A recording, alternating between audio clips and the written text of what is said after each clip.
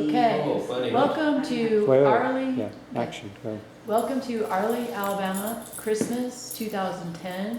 We start off with a shot of Ollie and the Christmas tree, and then scanning to our right, we come up upon the Fagans, and we will talk to them about Christmas time and some of their favorite Christmas memories.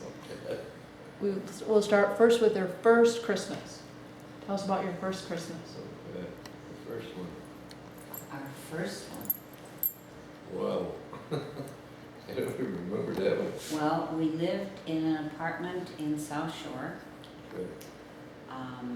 I'm sure we had a Christmas tree, but I couldn't tell you anything about it. And I remember being surprised because Ron gave me lots of presents, and I didn't expect that. Louder. Louder. Louder? Yeah. Speak louder. Okay, but I finished speaking. Oh, you speak, oh, you finished already. I finished. Okay. Anything you want to add, Dad?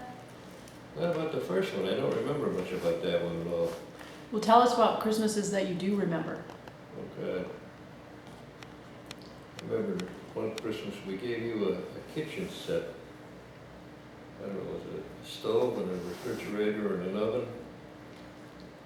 And we had to wait until you guys went to bed, and by that time I was half stiff. And I had to put all the screws in the damn thing to assemble it.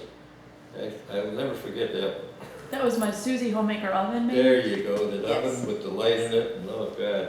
Uh-huh. Yeah. That was something, they did all kinds of, it must have been 10,000 screws to put that darn thing together.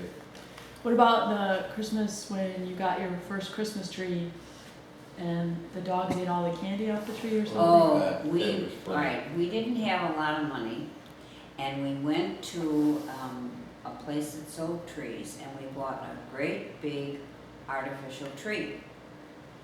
And we had no money for ornaments, so we put a big white bow on it.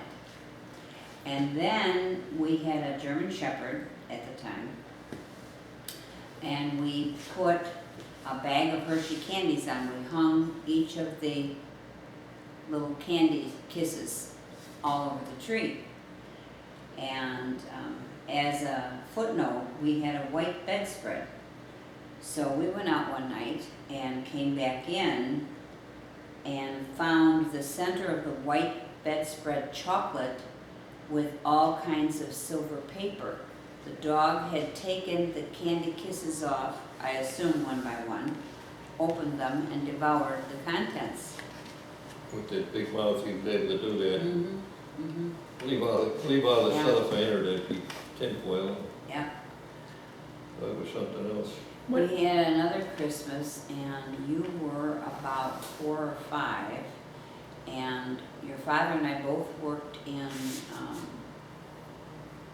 capacities where we didn't always have Christmas off, so we had Christmas when we could have Christmas.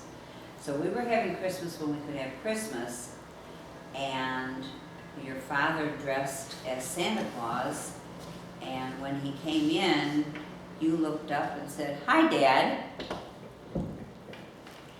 That's right. What about the Christmas when we saw the Santa at the Hendersons? Oh, God. Oh. We were trying to get you guys to go to bed so I could assemble all the toys and what have you. And you guys were fighting it. You wanted to wait for Santa Claus.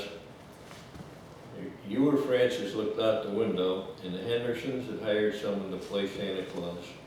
And he got out of the car and was walking in, and they said, "Oh my God, there's Santa Claus." Everybody went up to bed. He was really coming. What about Francis seemed to be the one that always, I don't know, should we say patronized Santa and made sure he had cookies and things? What about the year when you put all the stuff in the stockings and there weren't many presents? Well, what happened, it wasn't just Christmas. Francis used to go and find the baskets on Easter, and every egg and everything was identical in the baskets, totally, when we put them out. So Francis would take it upon himself to switch all the candy around. I didn't find this out for years, but anyhow, he did. He switched the basket so that his would have what he wanted in it and took it out of other kids and what have you. So with that little aside, we knew that he would sneak down. And of course, we always went to bed late because everything had to be laid out after everybody was asleep. So this one Christmas, we decided that we were going to do it differently. And the house had a family room that was down 4 steps from the kitchen, living, dining area. So we filled the stockings, and the tree was in the window, and there wasn't a toy under it. All the toys were down in the family room. So Francis got up, and the rest of you, and I can still see him going into the stocking and gulping and saying, "Oh, this is great," you know. And finally, we sent the twins down to the family room on a bogus errand, and of course they found all the toys. How did the tradition of going to Aunt Jean's on Christmas Eve and our house on Christmas Day start? I don't know how that started, actually. I don't remember how it started.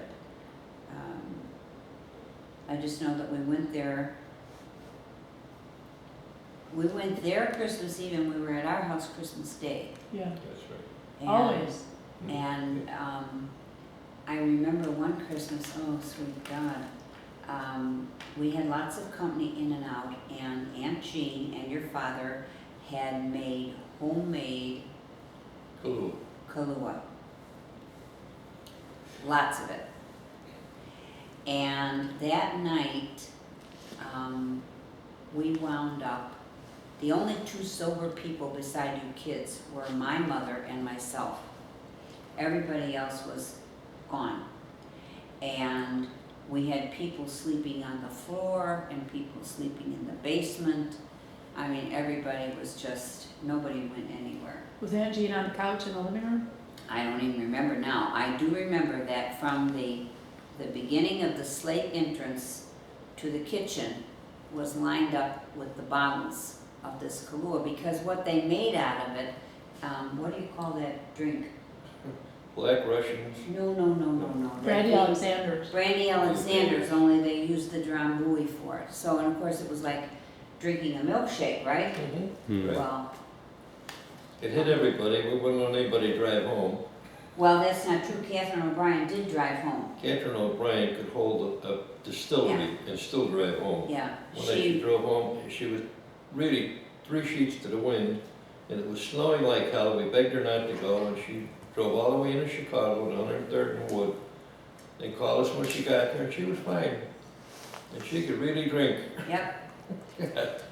not like the rest of us.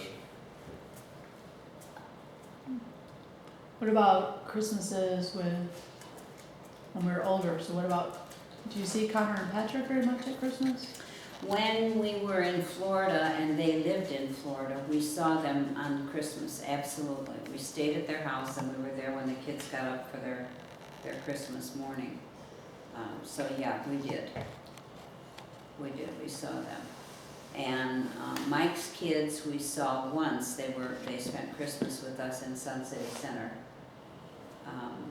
But RM was not interested, and JR was okay. I mean, he was very small, very young. And they're not used to the same kind of traditions that we were used to, or that we had. So if you want to make a 2010 Christmas message for your grandchildren and your children, what would you say? Have yourself a merry little Christmas. That's right. God bless you all. Enjoy. It's the name of the game. What was it Tiny Tim said? God bless us, everyone. God bless us, everyone. Right. Tina?